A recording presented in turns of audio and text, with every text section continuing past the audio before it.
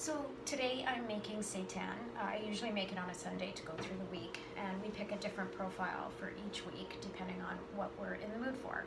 This week I think we're kind of in the mood for sort of sweet and sour, or as the carnivores would refer to as maybe ham or bacon. So the first vital ingredient in seitan is vital wheat gluten. So if you're gluten-free, do not touch this with a 10-foot pole because it is full of gluten. For people who can tolerate gluten, this is a great product. I am a little bit gluten intolerant. I have developed a process that makes it much easier for me to enjoy without the stomach discomfort. So the first thing we're going to need is 2 cups of vital wheat gluten, and the second thing you're going to need is 2 cups of some sort of bean. I'm going to use chickpeas today, but you can use a white bean. I tend to stick with the lighter color. You could go with a soybean as well, cooked, not raw. I like white bean preferably, but today I'm going to use chickpeas because I have a lot on hand, so I just made up a batch. So it's going to be 2 cups of vital wheat gluten and 2 cups of chickpeas, and then 1 cup of vegetable broth. We make our own broth here. Whatever vegetables we cut up during the week, we save and put in the freezer, and then on Saturdays we boil up a big stock pot of broth to help us through the week. Gary makes our bread, so he uses it for that, and I use it in our seitan, and we also make our own dog food, so it goes in that as well. So those are the basics. So you've got your broth, 1 cup of broth, 2 cups of vital wheat gluten, and 2 cups of some sort of pea or bean. And then to that, we're going to add some dry spices and some wet flavor. For the dry, we're going to use some garlic powder, some onion flakes, Italian seasoning, a little bit of white pepper, a little bit of salt. If you're salt-free, skip it. A little bit of nutritional yeast. This is for our B12, so we don't have to supplement with vitamins all the time. You can put this in or take it out. It doesn't really affect the flavor or the texture. We put it in there so that the nutritional profile is complete. This is tomato powder. I love tomato powder. I put it in everything. It's a wonderful seasoning to have on hand. I highly recommend getting it. If you don't have tomato powder, you can use tomato paste. And we've got some seasoned salt and a little bit of Italian seasoning, and so that's our dry. If you didn't want like a hammy or savory or sweet type seitan, you can change your profile, your spice profile. If you wanted more Cajun or you wanted more Italian, you can change whatever spices you want. The spices do not affect how the texture comes out. The spices only affect the flavor. So whatever flavors you like to put together, you can put at this point. I generally say it's about ½ a cup of seasoning, maybe a little bit less, a little bit more, but around that, a little bit more if you're using nutritional yeast. But just the spices alone, you want a lot. You want to put a lot in there. So that's the dry. The wet, we're going to use a little bit of olive oil. Again, if you're oil-free, just skip the oil. I like the texture that it gives the seitan, and I do not use oil in anything else. I only use it in this, but it doesn't really affect the flavor. It affects the texture a little bit. Because we're going to do a sweet, sort of hammy seitan, I'm going to add a little bit of maple syrup and some liquid smoke and some soy sauce, a little bit of barbecue sauce. If you don't have barbecue sauce, you don't have to use it. Ketchup will work, or again, tomato paste, just up the tomato paste just a little bit. And I'm going to add some vinegar as well. I like it really adds an acidy taste. It sort of balances everything out. So basically, again, same sort of thing, about between 1/4 and ½ a cup of your liquids. You're going to use the cup of broth, so separate from that. The cup of broth is separate, but you're going to want another 1/4 to ½ a cup, like maybe a bit more than that, of liquid, using a balance of all of them, a little bit less of the liquid smoke because it's really strong. Again, you don't have to use this, it's a flavoring. But so you're going to want to add, 1/4 to ½ a cup of seasoning, 1/4 to ½ a cup of flavoring, liquid flavoring, and you're going to add that to your 2 cups of vital wheat gluten, 2 cups of bean or pea, and your 1 cup of broth.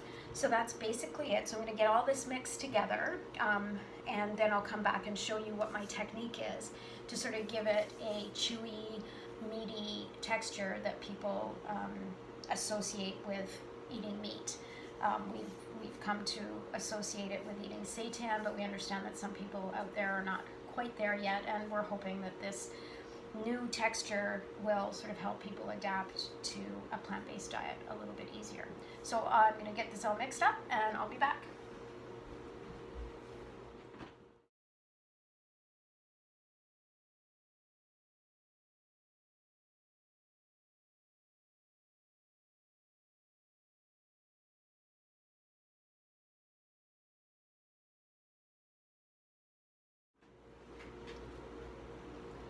So I have mixed all my dry ingredients together into one bowl.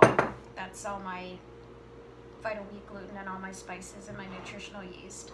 And into a blender, I have put my beans or peas in this case, and all my liquid flavoring and my broth. So we're going to blend this up. This all gets blended till it's nice and smooth, and we're going to put this in the mixer. I like the KitchenAid. You can do this by hand if you want, but I find the KitchenAid really brings out the gluten and makes it really stringy and gives it a much more meat-like texture. So I use a KitchenAid, but like I said, you can do it by hand. When we get to that, you'll sort of see why it's kind of easier to have a mixer. And I'm going to blend up my wet, and then I'll come back and we'll add it all together, and I'll show you my technique that I use to give it a really cool, meaty, stringy, sort of moist texture.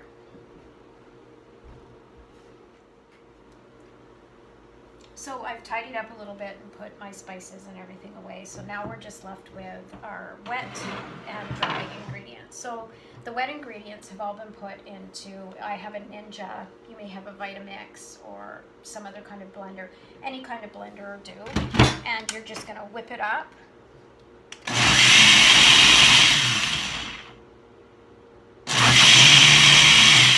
You want it really creamy.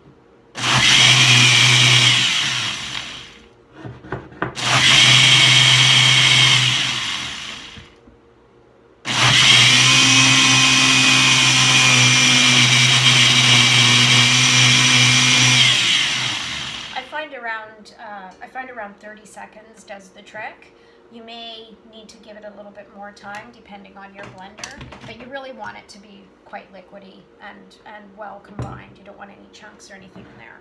So this is our Vital Wheat gluten and our spices. I give it a bit of a mix before I put it in the pot.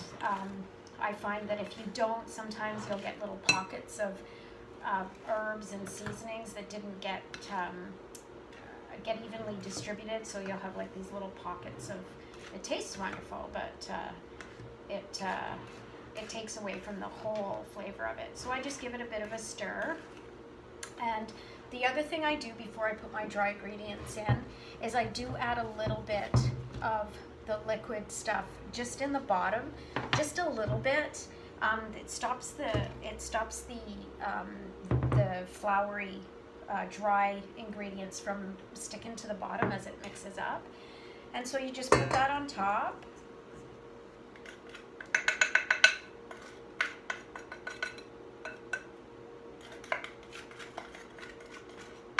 Put it all in there. Always keep a towel handy. And then don't add all of this. Put in about 1.5 cups of it. There's probably about 2.25, depending on how much liquid you put in. But I would rather not have enough liquid and have to add liquid than have too much liquid and have to add Vital Wheat gluten. If you have to do that, it really throws the flavor palette over. So I just pour in a little bit to start, just to get it started. Don't rinse this out or anything. Save this. There's a reason why. And here is my my KitchenAid mixer, and I just stick it down, lock it up, and put it on the first one, and just let it go. So it normally takes about 10 minutes for this to combine. So you're just gonna let it go and occasionally peek and just see if it needs a little bit more liquid. It'll start forming into a very doughy ball.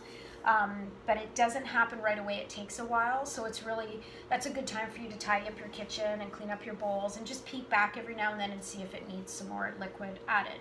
So I'm going to let this mix, and I'll be right back.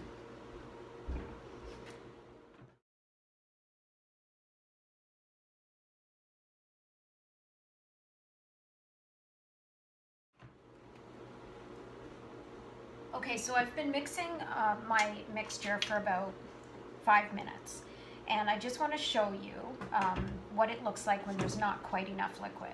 So it's going to go kind of hamburgery, and it's not really sticking together as it mixes, and we really want it to form into a dough without messing around with it too much.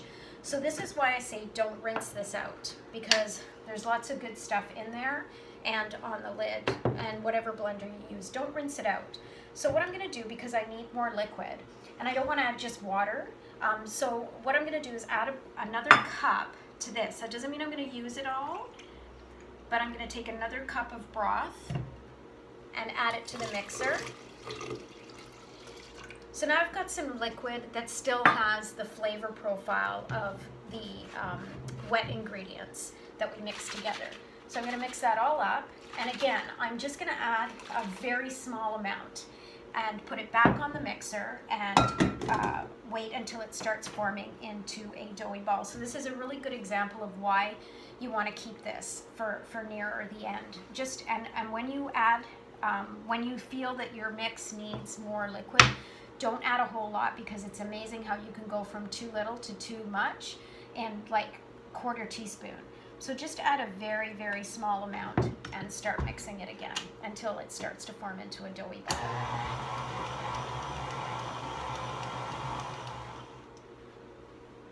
Okay, so we're done mixing, and like I said, it takes a while. You might get a little frustrated. It really is important to just leave it mixing, and it'll start forming into like a dough. After it starts to form into this dough, let it go. It takes about 10 minutes, sometimes maybe even longer depending on the mixer you're using, and it will probably take twice as long if you're hand mixing. So if you're hand mixing, you want to just keep going even after it's formed. That way you sort of bring out the stringiness of the gluten. So this is what it should look like, just sort of like dough, pastry dough or bread dough, something like that. I have a grinder attachment for my KitchenAid. Any grinder will do. You can find them at any kind of secondhand store, just one that straps to the table. This grinding process is what really gives my seitan the texture that we've become accustomed to when we eat animal products. For vegans and plant-based people, it's not a huge deal, but when we're trying to segue into the conversation that will encourage people to make that choice, it's really great to offer them a product that they're familiar with. And I find that this technique that I use, it's really, people don't know the difference. You feed it to them and they're shocked to hear that it's plant-based. With the flavoring and the texture and the technique that I use, it's really hard to tell the difference. It tastes so good that most people, you don't even have to say anything to them. They're like, oh, this is great, or it really is a great technique to use. So I'm gonna get started. So if you don't have a food grinder, you could do this in a food processor. I have not tried that. I opted for the grinder. These that attach to the KitchenAid are kind of expensive, but like I said, you can use any meat grinder or vegetable grinder or whatever that you can find at any secondhand store or anything like that. They're pretty much, every time I go to the Salvation Army, there is one there. So they're really easy to find, and I highly recommend this next step. It really does. It makes the seitan. Anyway, I'm gonna get started.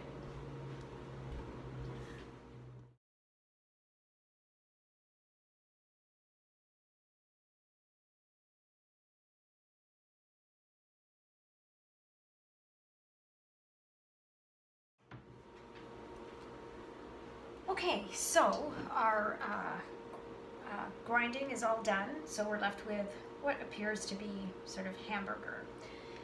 So the next part is what really makes this seitan, in my opinion, brilliant. So you're just going to take pieces of it and just push it onto parchment paper. So you're going to need some parchment paper, some aluminum foil, some twine, and a roasting pan, depending on how big you're going to do yours. This will probably make a couple. I usually make one for us and one for my dogs, because my dogs are plant-based also, and they do enjoy seitan. So I don't give them a lot of it. It's kind of gluten-y, which I don't know if is good for them or not. I can't imagine it's great for them, but a little bit of a treat now and then. It doesn't seem to be affecting them. So yeah, you're just gonna take a piece of parchment paper and you're gonna take your ground up seitan and you're gonna make basically a rectangle out of it. Don't press it down too much. You do wanna make sure there's no holes going all the way through it. But basically all you do is just like this, just like using Play-Doh, I guess. Or if you were doing like a real meatloaf that you were stuffing, this is the kind of thing that you would do with it. And you want it to be maybe 1/4 of an inch thick, because we're gonna roll it up. So you don't want it to be too thick, because you do want to be able to roll it. But yeah, this is just the general idea, is we're just going to make this rectangle of seitan. And I am going to put a little bit of cheese. I make a cashew cheese, and I'm gonna put some of that, stuff that inside this and roll it up with that on it, just to give it a bit of a zip. I have some extra cheese there, so that's how I'm going to use it. And again, you want to keep sort of the texture. You don't want to press it down too much. As this cooks, it will become more firm. So you just want to basically, that's just about it, just like that. So depending on the size you want, you can make it bigger or smaller. I do have, that's about 3/4, so I have a little bit here. Like I said, I'm going to make one for the dogs as well. And I'm kind of looking at this, and I think I would like it to be a little bit wider than what it is. Just from past experience, we go through it, well, Gary goes through it pretty quickly, so. Anybody who knows me knows who Gary is.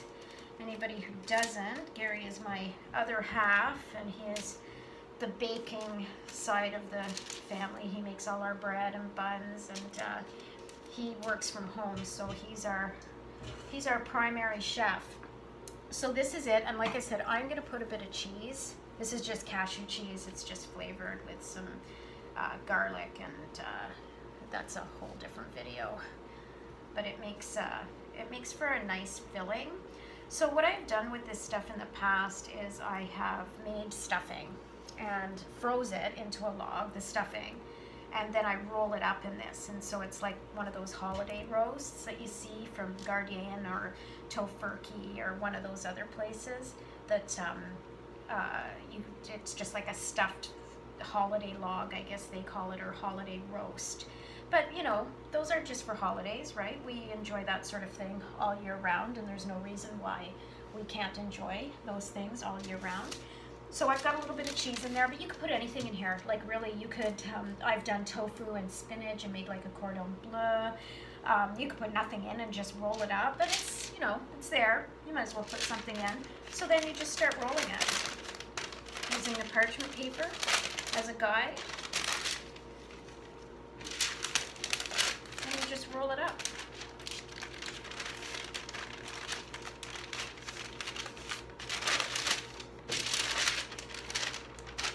Into a log.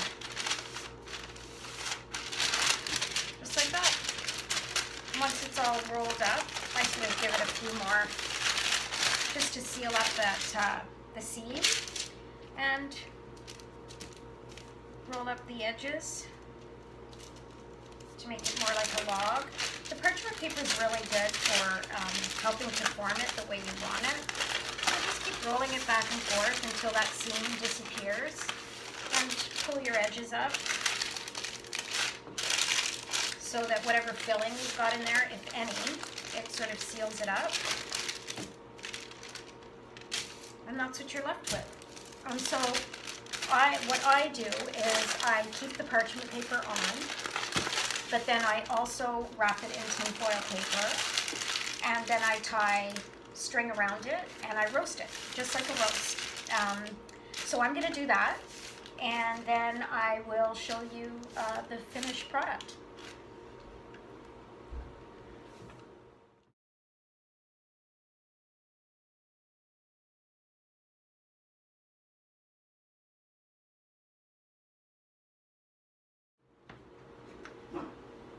So here's the roast, all wrapped and bound with twine.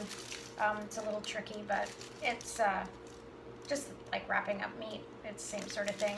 So I've got a nice roasting pan. It's a nice size. You can cook this in an IP if you want, but you would have to change the shape because it doesn't really fit. I prefer the oven. I'm not sure why. I just find the texture better if I do it in the oven. So we're going to cook this at 400 degrees. With about 2 cups of broth or water. It doesn't really matter because it's not going to absorb the flavor because it's wrapped, so it's just the steam you want in the bottom of the pan, covered for about an hour and a half. And once that's done, I'll show you what we have, our end product.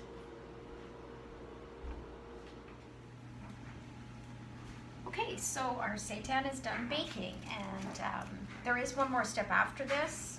We do put ours in the smoker, but yeah, this is it from the oven. So you're here to see the unveiling.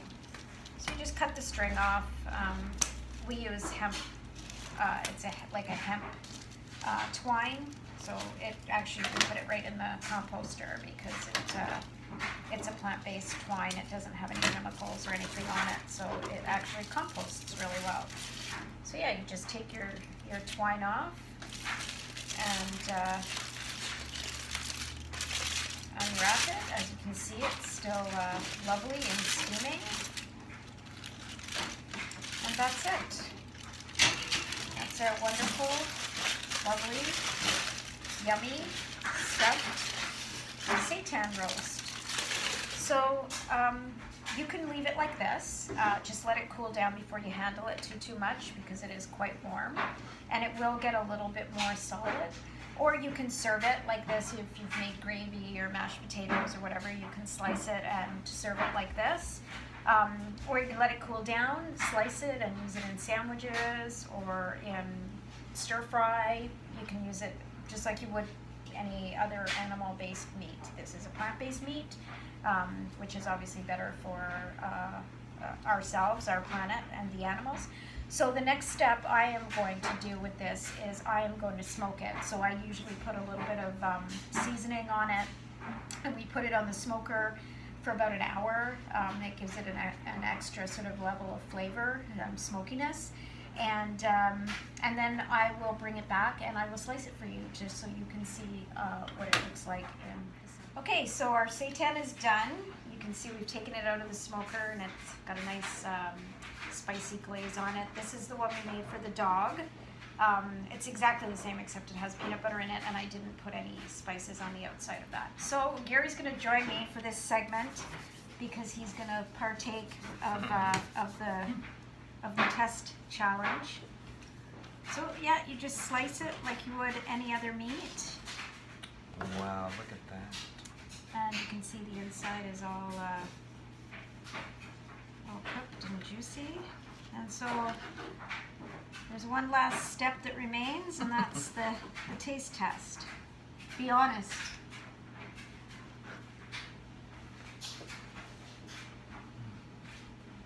I mean, that is fantastic.